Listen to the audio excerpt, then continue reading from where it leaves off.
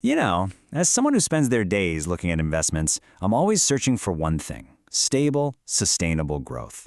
So today, let's do something a little different. Let's stress test the very foundation of our entire global economy: interest-bearing debt. And we're going to start with a really big, kind of crazy what if. What if we just got rid of it? All of it.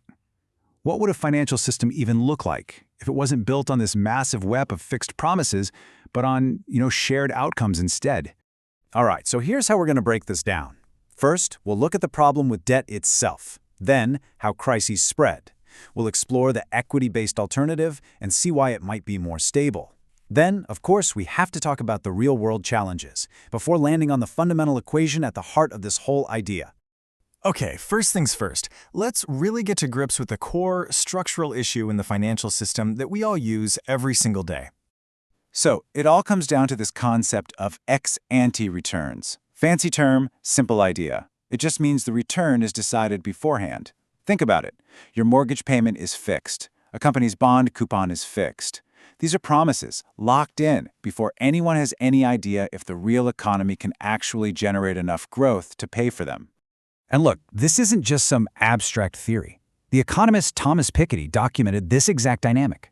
When you guarantee capital return that consistently grows faster than the real economy, you're literally baking instability into the system. You're creating a structural flaw where financial claims outrun reality.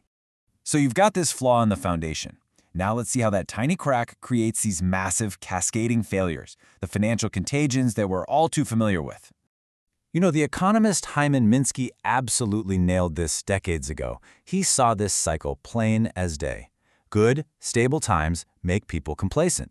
That complacency leads them to take on more and more debt, more leverage. All that leverage makes the whole system incredibly fragile. And then, when something inevitably breaks, that fragility explodes into a full-blown crisis. It's a feature of debt-based finance, not a bug.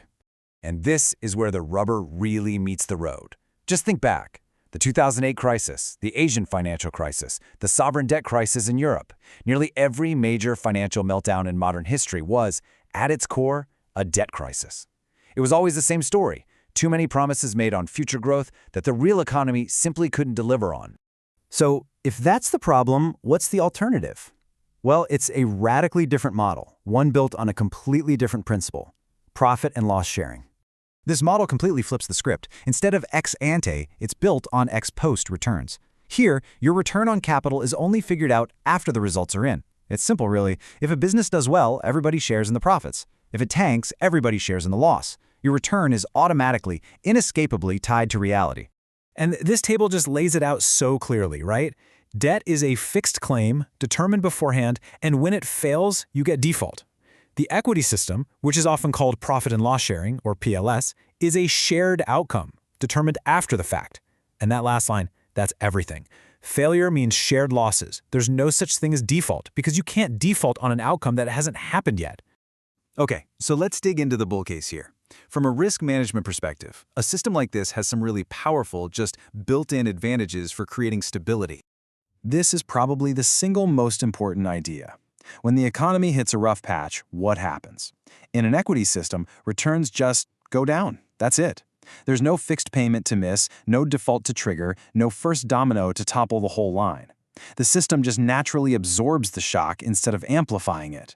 And it's also designed from the ground up to prevent the two things that pour gasoline on modern financial fires. First, excessive leverage is inherently limited because you're investing real capital, not just lending it out over and over. And second, those super complex speculative derivatives like credit default swaps that blew up the world in 2008, they're heavily restricted. And this isn't just a vague idea. For example, some frameworks that use this model have a hard and fast rule, like a 33% debt-to-market cap threshold. These aren't just suggestions. They are structural caps on leverage, specifically designed to stop the kind of debt pileup that always leads to disaster. Okay, but we're analysts. We have to kick the tires. The theory sounds great, but it's time to look at the bear case. And there are some very real, very practical challenges to making this work. And it really boils down to four big hurdles. You've got the moral hazard problem, a huge question about liquidity, the sheer difficulty of transitioning the whole system, and of course, the ultimate stress test question.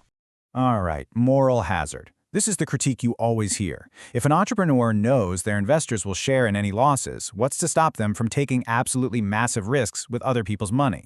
The solutions, like really intense monitoring and compliance, add a ton of cost and complexity. Then there's liquidity. I mean, the global bond market is enormous, it's standardized, and crucially, it's where everyone runs for safety in a crisis. Can you really create a viable alternative with a bunch of unique, non-standardized equity deals?